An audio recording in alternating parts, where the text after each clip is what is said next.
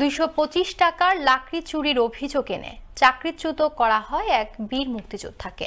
আর এমন মিথ্যা অভিযোগে হারানো চাকরি ফিরে পেতে ৩৫ বছর ধরে চেষ্টা চালিয়ে যাচ্ছেন মিজানুর রহমান নামের ভুক্তভোগী ওই মুক্তিযোদ্ধা। কখনো রাষ্ট্রপতি ভবন, কখনো সচিবালয়, আবার কখনো আদালত প্রাঙ্গণে। ময়মনসিংহ থেকে সহকর্মী ওমর ফারুক সুমনের প্রতিবেদনে থাকছে বিস্তারিত।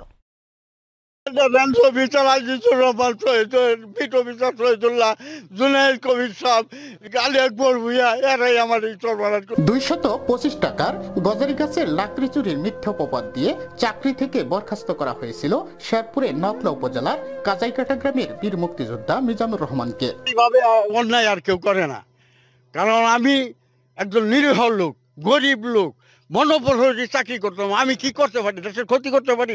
একজন মুক্তিযোদ্ধা আমি। 1988 সালে তার উপর আনয়ন করা হয় গজারি গাছের লাকড়ি চুরির মিথ্যা অভিযোগ। চুরির অভিযোগ থেকে পরিত্রাণ পেতে কখনো দৌড়িয়েছেন আদালতে, কখনো সচিবালয়ে, আবার কখনো বা রাষ্ট্রপতির ভবনে, কিন্তু সবই যেন নিষ্ফল হাহাকার। 35 থেকে 36 বছর যাবত এখন চাই আমার সম্পূর্ণ জনা পাওনা সরকার যাতে আমার দেয় মুক্তিযোদ্ধা হিসাবে। এখন আমি আমার পূর্ণ অধিকার আমি ফেরত চাই। এই ঘটনার সত্যতা যাচাই করতে আনন্দ টিভির টিম হাজির হয় কমলাপুর ফরেস্ট ক্যাম্পে। তৎকালীন সময় থেকে অদ্যাবধি পর্যন্ত উক্ত ক্যাম্পের অধীনে কোনো গজারি গাছের বাগান ছিল না বলে জানান স্থানীয় প্রত্যক্ষদর্শীরা। এই যে গজারি বন বলছে, এখানে কোনো গজারি বন ছিল না, আশেপাশে ছিল না। তখনকার থেকে নিয়ে অদ্যাবধি পর্যন্ত এইখানে যদি কোনো গজারি বন অকশন হইয়া থাকে, তাইলে আমার কথা হলো মিজান দোষী।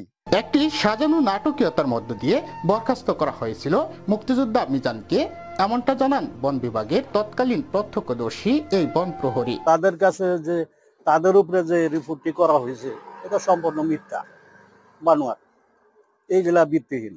চুরির অপবাদ থেকে পরিত্রাণ দিয়ে একজন বীর মুক্তিযোদ্ধাকে সম্মান জানানো উচিত বলে দাবি জানান এই বীর মুক্তিযোদ্ধা।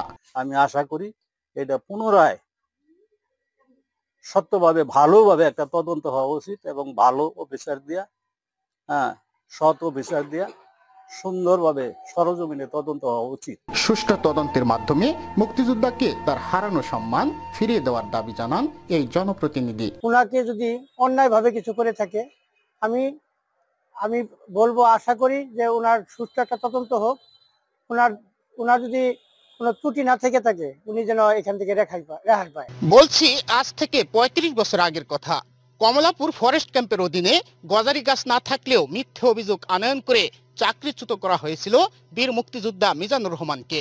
এত বছর পরেও সঠিক তদন্ত করে ফিরিয়ে দেওয়া হবে তার চাকরি, এমনটাই দাবি ভুক্তভোগী মুক্তিযোদ্ধা ও তার স্বজনদের। কমলাপুর ফরেস্ট ক্যাম্প থেকে ওমর ফারুক সুমন, আনন্দ টিভি।